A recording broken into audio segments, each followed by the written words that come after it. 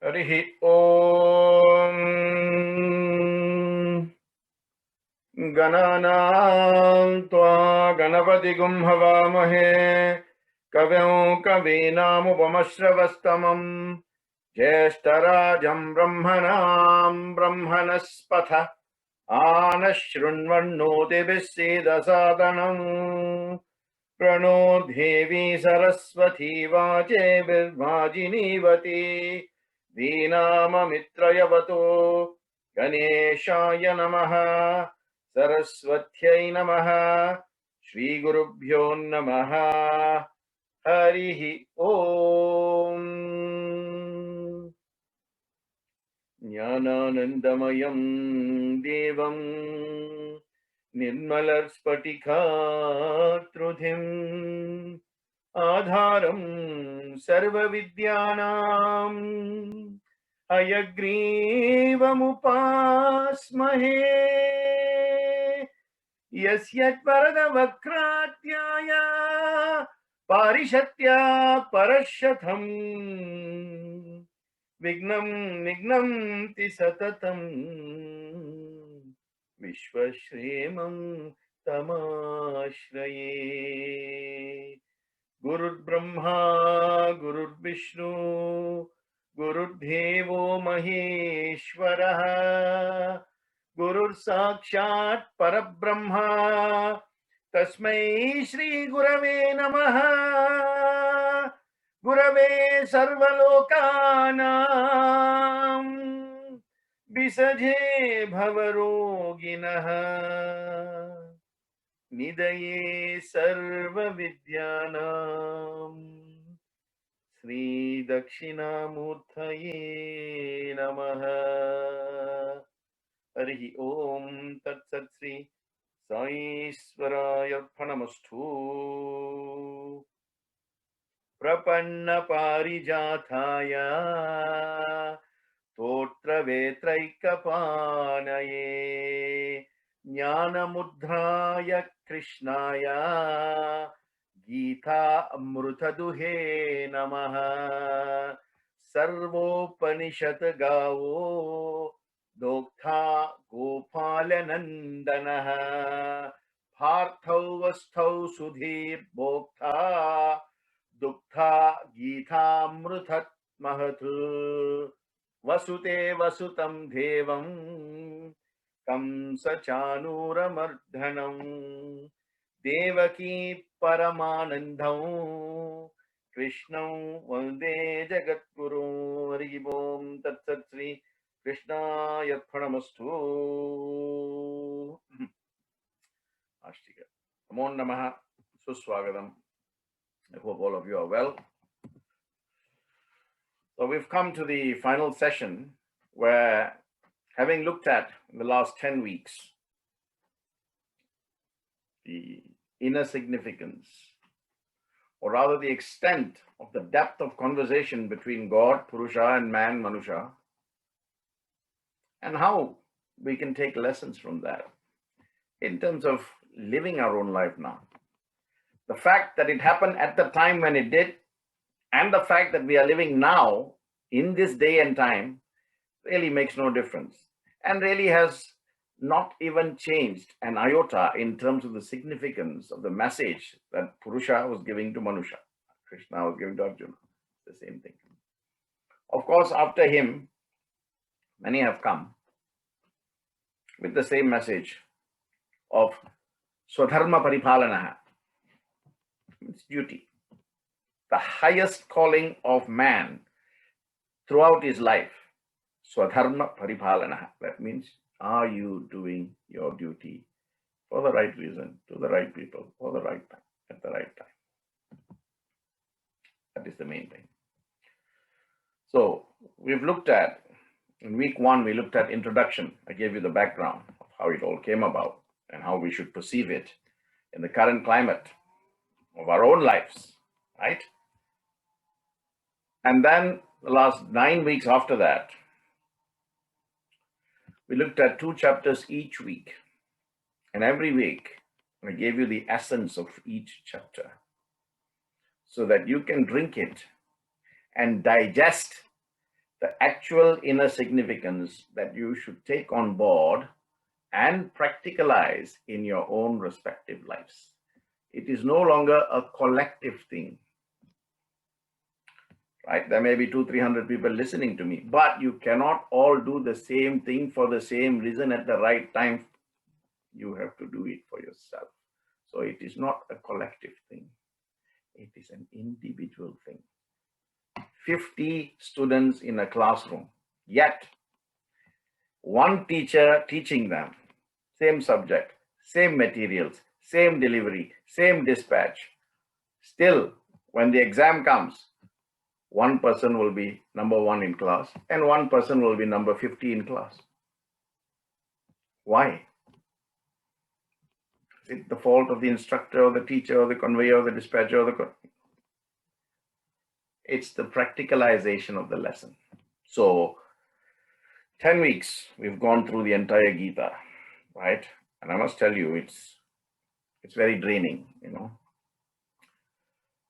And this week, we are just going to look at the whole thing again. I'm going to tell you the whole thing again in 1 hour, right?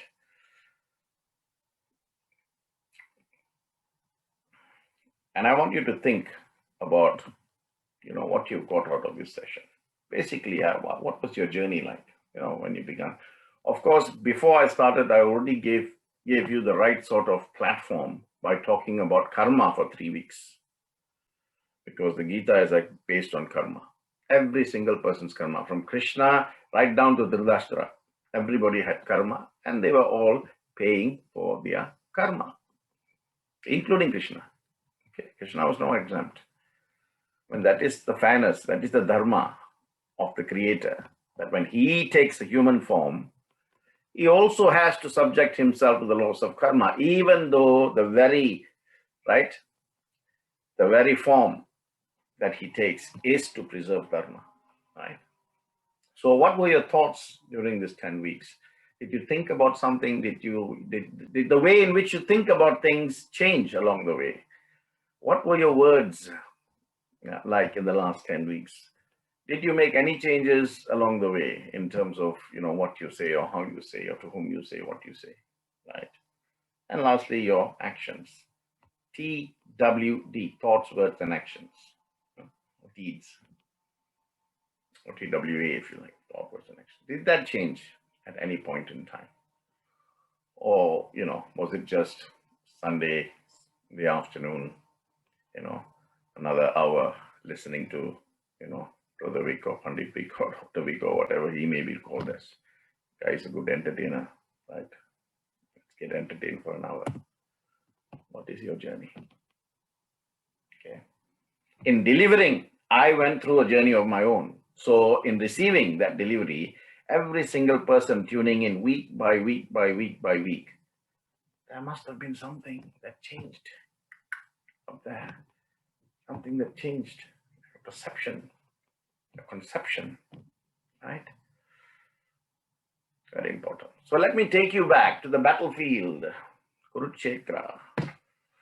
And I said to you, verily the body that you have is the battlefield of Kurukshetra, where constantly there is a war between the good forces and the evil forces, the right forces and the wrong forces, positive, negative, whatever you want to term it as, right?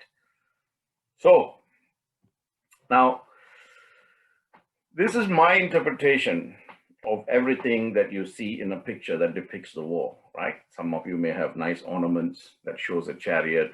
Some of you might have nice posters, nice pictures framed and whatnot, right? So it's not something that you just can get off the net. This is my own interpretation, right? Because last week I got an email asking me, where did you get this from? I can't find it on the net. No, it comes from him, right?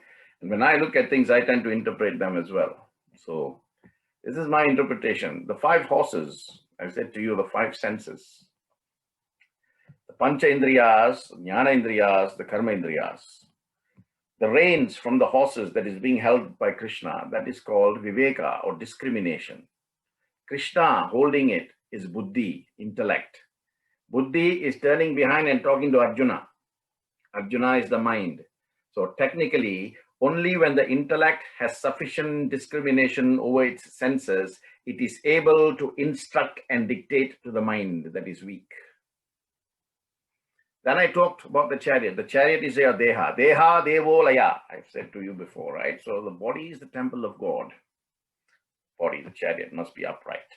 The chariot is standing on 4 wheels. The 4 wheels, I told you, represent many things, right? The 4 ashramas, brahmacharya, grahastha, vanapadishta, sannyasa. The 4 purusharthas, dharma, artha, kama, moksha, right? The 4 yajnas, the 4 yugas, right? The 4 yogas. So it represents a wealth of significance. The body basically must be firmly living its life on the dictation of the intellect, to which the mind is submitting itself, because the intellect is in full control, can exercise discrimination against its senses. And that life must be lived on the principles of Dharma, which is based on the 4 Vedas as well.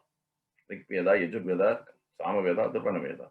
So 4 Vedas, for jnanas, for yajnas, for yogas, for yugas, purusharthas, and of course ashramas.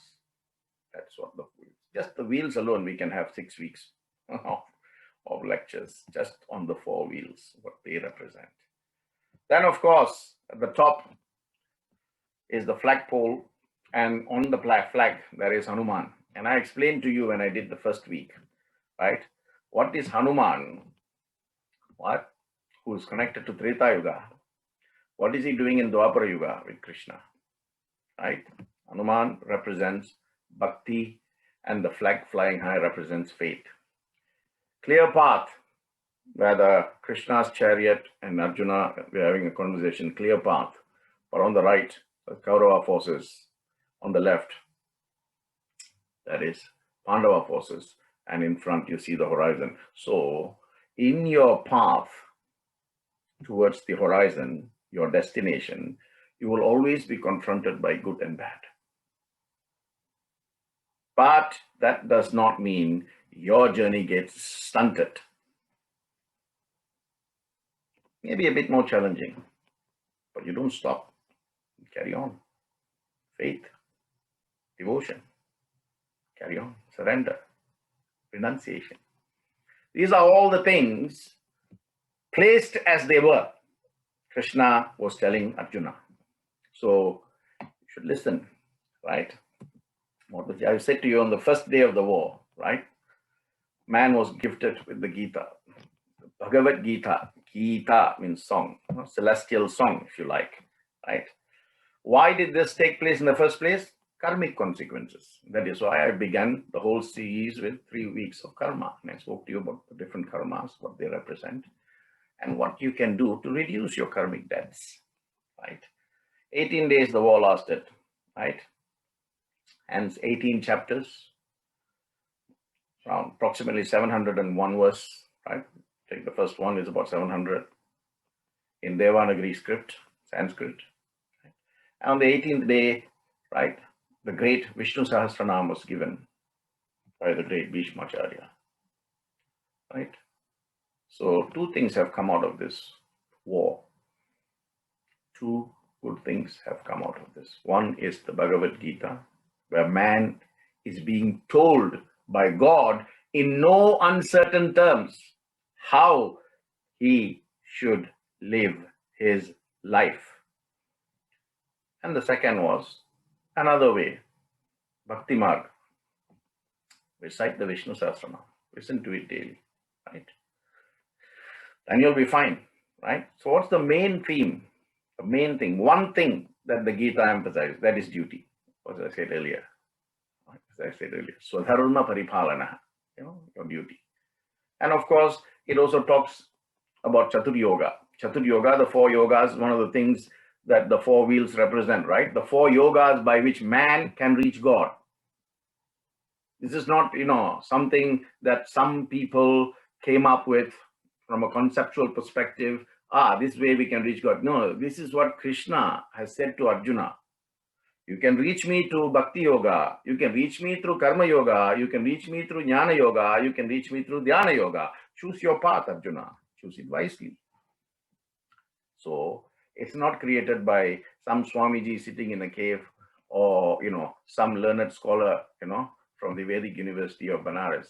No, this is a repetition of what was exchanged between Manusha and Purusha, right? God and man, hence the Gita.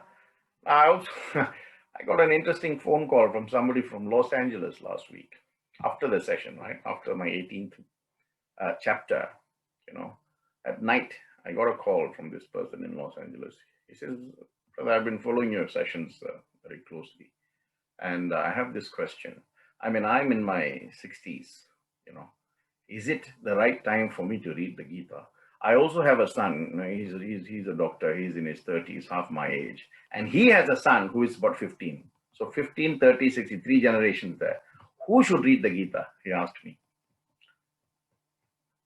I said, "Oh, that's a very interesting question, The Gita is something that God is telling man how he should live. So if you're a human being, you should read it." That was my first response. Then I told him, if you're young, you should read the Gita to know how to live. If you're old, you should read the Gita to know how to die. If you're ignorant, you should read it for wisdom. If you're learned, you should read it for humility. If you're rich, you should read it for compassion. If you're poor, you should read it for comfort. If you're a dreamer, you should read it for enchantment. If you're practical, read it for counsel. If you're weak, read it for strength. If you're strong, read it for direction, for guidance. If you're haughty, read it for warning. If you are humble, read it for exaltation. If you are troubled, read it for peace. If you're weary, read it for rest.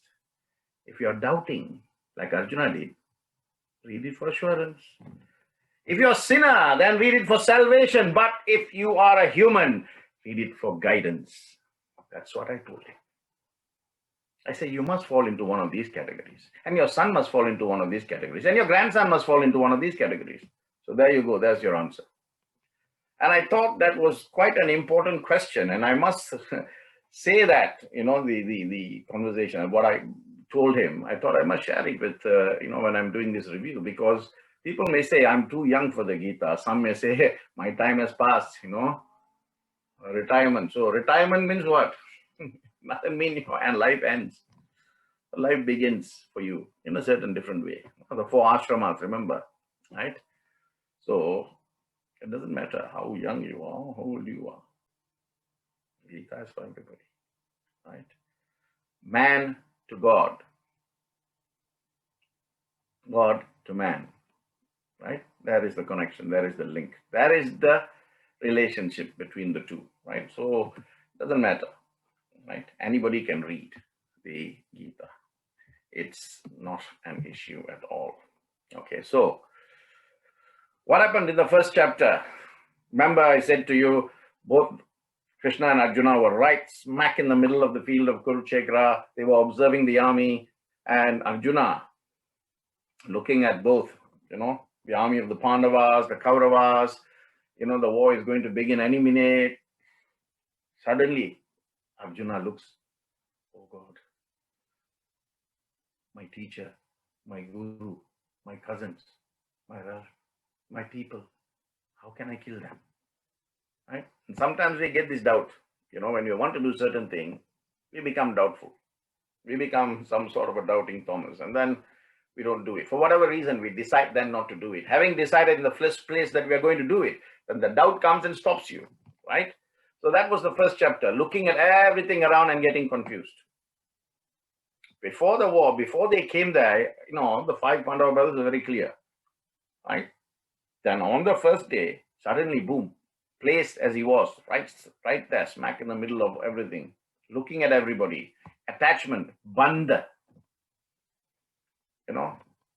Attachment that causes doubts, right? Then, completely in a state of despondency, right? Deluded by what he sees before him. Arjuna says, no, nothing, I can't do anything. You need to help me. Arjuna asks Krishna for his help. And seeing Arjuna in that state of distress, right, Krishna explains to him the different philosophies that relates back to his dharma, duty. Philosophy relating to dharma, duty. Right? So chapter 2, right, it's actually basically the Gita summarized in the different yogas. Right? That's why it's called Sankhya Yoga. Right? Complete essence. Then chapter 3, the first yoga, which is the karma yoga, was discussed. Right?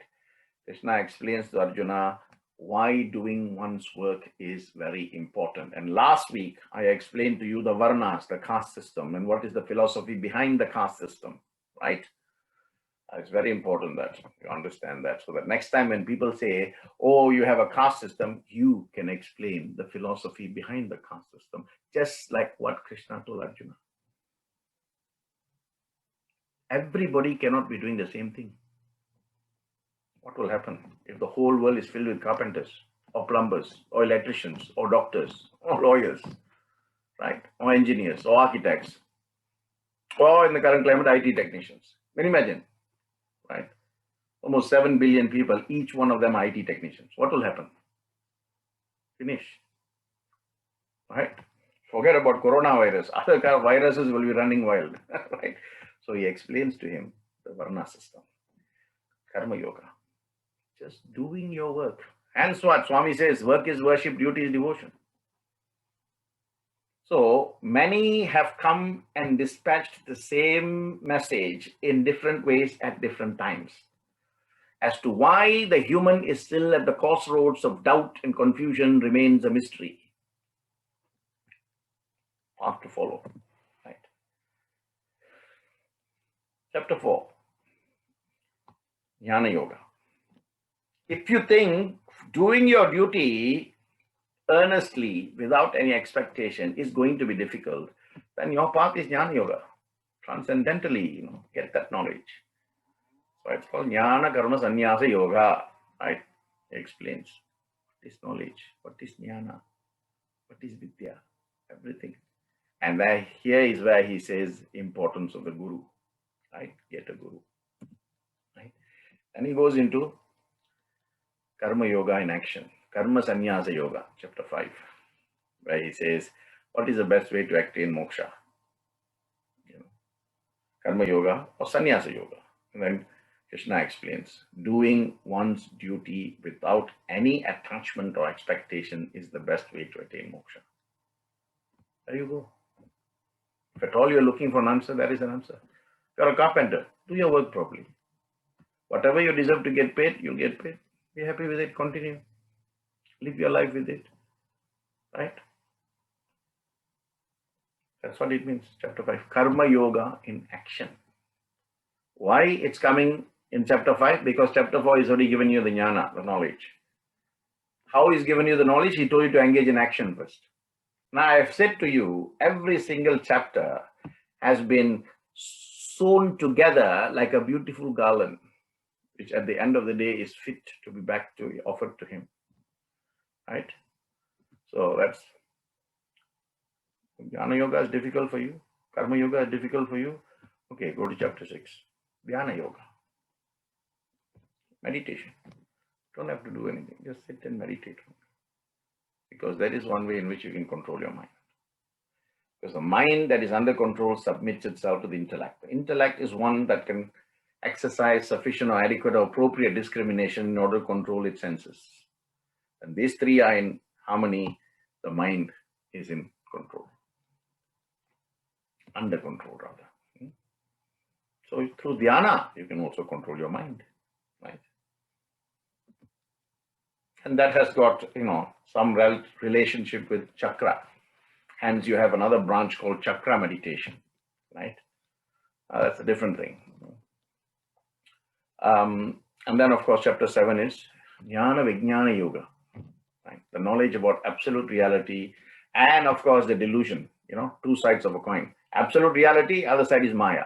If you look at the Maya, you miss the absolute reality. If you look at the absolute reality, the Maya won't affect you. Choice is yours. Hey, Manusha, choice is yours. Chapter 8, then he talks about Akshara Brahma Yoga. Brahman and knowing the difference between Brahman, Brahmam and Brahma. All same keyword, right? Brahman, Brahman. You take out the N and put an M, it becomes Brahmam. If you take out the M, it becomes Brahma. All three has different meanings, right? Brahma means the creator, as in, Brahma, Vishnu, Shiva, the creator.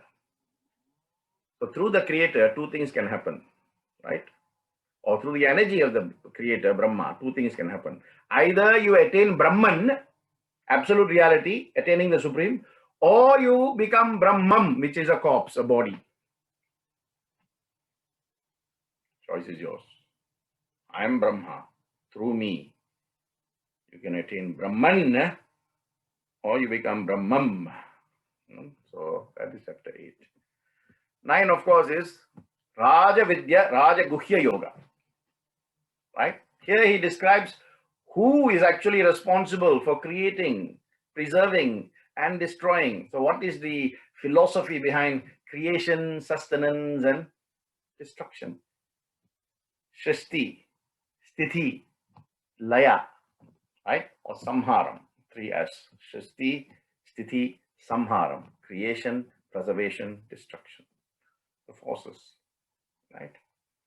Through exercising right thoughts, right words, right conduct, right state of mind, you can destroy bad thoughts and create new thoughts. And that's the philosophy behind creation, sustenance, and preservation. Chapter 10, Opulence of the Absolute, Vibhuti Vistara Yoga. Here Krishna sings the glories of the Lord. He says, opulence of the Absolute is beyond words. But Krishna was telling Arjuna in different ways how you can not only see that opulence, but you can appreciate it in different ways. And of course, knowledge of that opulence helps. First, you must accept that something exists. Then you can start to feel, or experience that existence which you believe to be. If you don't believe that it exists, then no point. Whatever you do, you won't be experiencing what you think not. What you think yes, you will experience. Right? And of course, chapter 11 was the most fantastic for two people. Right? One is Arjuna, the other was Sanjaya. Right? This is the universal form. Vishwarupa Darshana Yoga. Vishwarupa Darshana Yoga. Where Arjuna could see what splendor opulence meant, what tejas or brilliance that Vishwarupa had. And so too Sanjaya said, I can't describe it. It's like, watching the light emanate from 1,000 suns burning at the same time. It's a universal form. Of course, Arjuna was gifted with divine sight in order to appreciate that Vishwarupa. And so was Sanjaya, was gifted with the divine vision by Veda Vyasa. Right? So I've spoken about 3 paths Krishna is telling Arjuna. I've spoken about Karma Yoga, Jnana Yoga, and Dhyana Yoga. Still, if you don't get it, right, chapter 12 is Bhakti Yoga, path of Bhakti. And in the path of Bhakti, he says how a person can reach moksha through Bhakti. And he explains the different stages of Bhakti, right? And I think I remember I did one session on Navavidha Bhakti, the 9 parts of devotion, Shravanam, Kirtanam, Nityavasanam, like that. 9 parts of devotion. Right? Then chapter 13 is all about Kshetra Kshetraknya Vibhava Yoga. What is the nature? Who's the enjoyer? What is consciousness? Who's the doer? Right?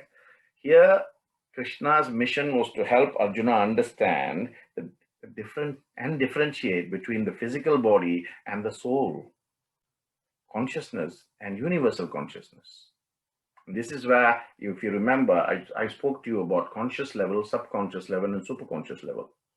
How you can relate your conscious to the subconscious. And then once that is done, leave the subconscious to talk to the superconscious and bring about the desired result. Okay, so 14 was Gunatraya Vibhava Yoga. Gunatraya, 3 modes of material nature. right? Gunas. Gunatraya means 3 types of gunas. I gave you so many different examples of what those gunas were. And then 15 was Purushottama Yoga, the yoga of the Supreme Person. How, being a normal person, by going through these 4 paths, or a choice of one of those 4 paths, knowing the distinction between samsara, between jiva, between jagat, Purushottama, Purushottama Mahat, how you can become a Supreme Person. How from a Manusha you can become a yogi, from a yogi to a rishi, from a rishi to a drishti, from the drishti to something else. Right? Chapter 16, very important. This is why I spoke to you about Deva Guna, Asura Guna. Deva Asura Sampat Vibhaga Yoga. Right? The traits of the Devas and the traits of the Asuras. Remember, I said to you in the beginning, the body is the battlefield. Where constantly the forces of the Asuras are battling the forces of the Devas. Right? So what should you do? And I said the 3 qualities that will take you to the gates of hell. Kama, Krodha, Lobha, 3 things. Kama is lust or desire. Krodha is anger. Lobha is greed. These 3 things, slowly and slowly and slowly and slowly, but surely, gradually, get rid of them from your lives. Don't worry if somebody's got them now. Your journey is your journey. Right? Husband, wife, son, daughter, it doesn't matter. Your journey is your journey. Right? Nobody can take any other person's karma. Right? You will see this in the movies, right? Especially the Indian movies, where the father or the mother will go to the temple and say, give me whatever bad is going to come to my son, give it to me. Right? Doesn't work that way. Law of karma doesn't work that way. Right? 17, 3 types of faith. Shraddha Traya Vibhaga Yoga. Shraddha means faith, Traya means 3. 3 types of faith. Right? And how this affects behavior. I connected faith with the guna, and I connected these 2 with how people behave. You should remember that was the last week. And of course, 18 was the perfection of renunciation. Moksha Sannyasa Yoga. The concluding chapter. Krishna asks Arjuna to completely surrender to him and informs him of the ultimate perfection of renunciation. Surrender. And I spoke to you about 2 types of surrender. Again, citing examples from the very Mahabharata. Sharanagati and Purna Sharanagati. Surrender and complete surrender. Right? So you must now decide whether all this time when you said, I've surrendered to Lord, was it just surrender? Like what Draupadi did? Holding her sari in one hand and calling out to the Lord in the other hand, thinking that that one hand that's holding the sari can protect her modesty. And Krishna said, you should have completely surrendered to me, Krishna.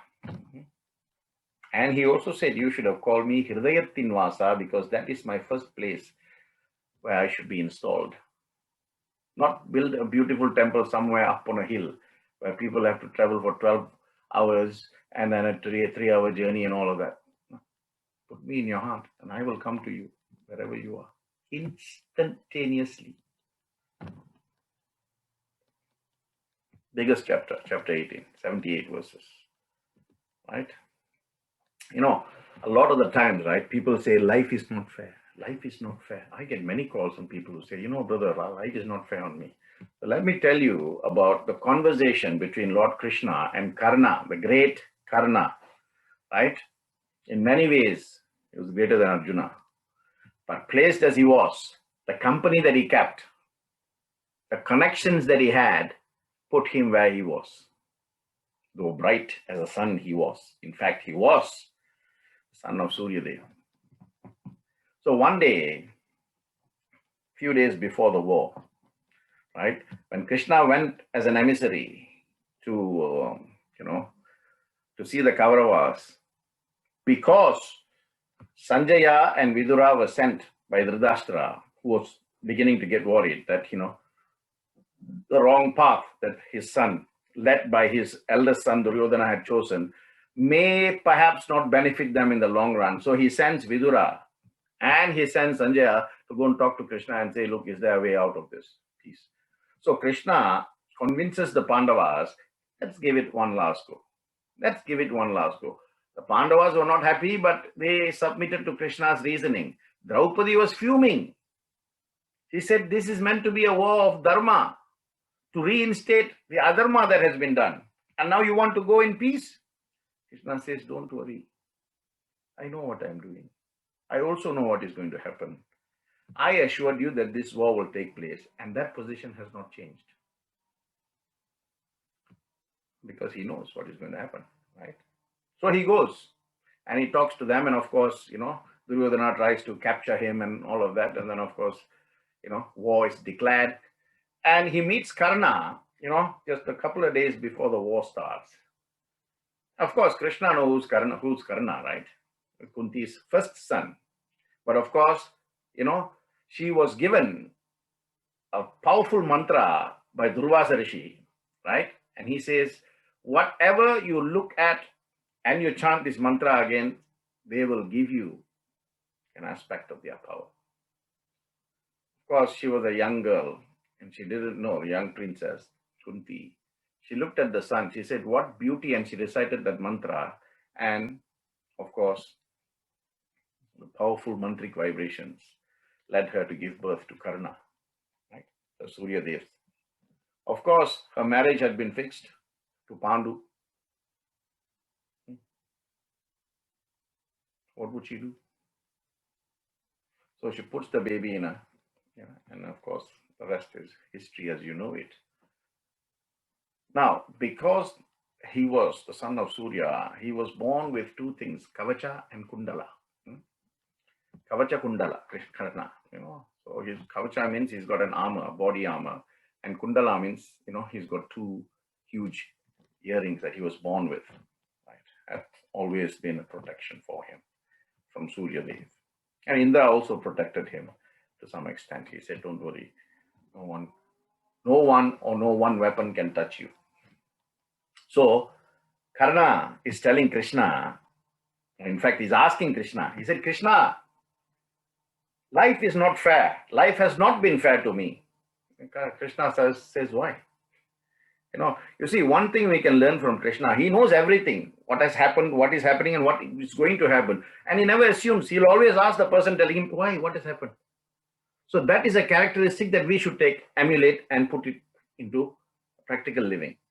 Never assume, never presume. Always give the other person the benefit of the doubt. Right? Because Krishna did that. If the God can do that, then why not man? Krishna says, why? Why do you say that? He says, look, the moment I was born, my mother left me. It's not my fault that, she was not married when she had me. I have been casted all through as an illegitimate child. I did not get the Gurukula that I wanted from Dronacharya, the guru for, Kauravas and Pandavas, because I was not considered a Kshatriya, because I was being raised by the charioteer, Sanjaya. Right? Then I went to Parashurama. He taught me everything I should know. But then he cursed me to forget because I was a Kshatriya. How is that fair? I was throwing my arrow once, right? At the time, and it was going to hit the target, a cow passed by. Accidentally, my arrow hit the cow. And the owner cursed me for no fault of mine. And he should have been more careful handling his cow. I went to Draupadi's Swayamvar. And there I was disgraced in front of the entire court of kings and crown princes. Kunti, my birth mother, also told me the truth about my birth only to save her 5 other sons. But all through this, Duryodhana was my only true friend who supported me in every way. So how can you say I am taking his side and that I am acting adharmically? Oh, powerful stuff. Krishna said, okay, Karna, you've told your story. Let me tell you mine now. Karna, I was born in the jail. Death was already waiting for me even before my birth. The night I was born, the moment I was given birth, I was separated from my birth parents. You, son of a charioteer, you grew up hearing the noise of swords, chariots, horses, bows, arrows. You grew up in that environment. Me, I only grew up amongst cows. Cowherds shed, cow dung, and even then, multiple attempts on my life, even before I could barely walk. When all of you had education in the Gurukulas with your gurus, I did not even have any education. When you all were graduating at 17, that's the time I went to the ashrama of Guru or Rishi Sandipani. Sandipani was Krishna's guru. You married a girl of your choice. I was not that gifted. I was deemed a coward when I had to move my entire people from the banks of Yamuna to a faraway place to save them from Jarasandha. People said I was a coward. My notion was different. If Duryodhana wins this war, you will get a lot of credit. On the other hand, if Dharmaraja, Yudhishthira wins this war, I will not get any credit, but I will get the blame for all the problems that have been caused as a result of the war. So, Karna, remember this. Everybody has challenges in life. Don't forget that. So, life is not fair on anybody. The other way to look at it, it is fair to everybody. Life is not fair on anybody, but life is fair to everybody. Duryodhana, yes, lot of unfairness, lot of, things were said. Yudhishthira as well. But your dharma must be known to your conscience, your mind. No matter how much unfairness we get, how many times we were disgraced, how many times we were denied what was due to us, what is important is how you reacted at that time. So he says to Karna, stop whining, stop complaining, stop lamenting, stop mourning, right? Life's unfairness does not give anyone the license to walk the wrong path. Krishna to Arjuna, life's unfairness does not give anybody the license to walk the wrong path. Now you take what you need to from that. That is God telling man in no uncertain words, right? And he says, remember Karna, life may be tough, but not true. At some points it may be tough. And destiny is not created by the shoes we wear, but by the steps we take. Let me repeat that. Destiny is not created by the type of shoes we wear, but by the steps we take. And therein lies your journey. Whatever reason, whatever justification you want to give for being on the side of Duryodhana. When dharma cites adharma, dharma becomes adharma. When adharma cites dharma, adharma becomes dharma. Simple. What else do you want to say? So what is the essence of the Gita? Right? Today I sent a clip to my Malaysian group. Right? And I said to them, the essence of the Gita is whatever that has happened was good. Whatever is happening is also good. Whatever will happen, that also will be good. What did you lose that you are crying for? What did you bring which you have lost? What you created that is destroyed? You created anything that is destroyed? Whatever you have taken is taken only from here. Whatever you have given, you have also given it here. Whatever is yours today will belong to someone tomorrow. Whatever belonging to someone else will belong to someone else after tomorrow. The inevitable change is the law of the universe. And that is the objective of my creation, Krishna Arjuna. So do what you have to do for the right reason, without any expectation, anything, because that is what you're meant to do. That is your journey, right? Samsara pada is that. So why you worry unnecessarily?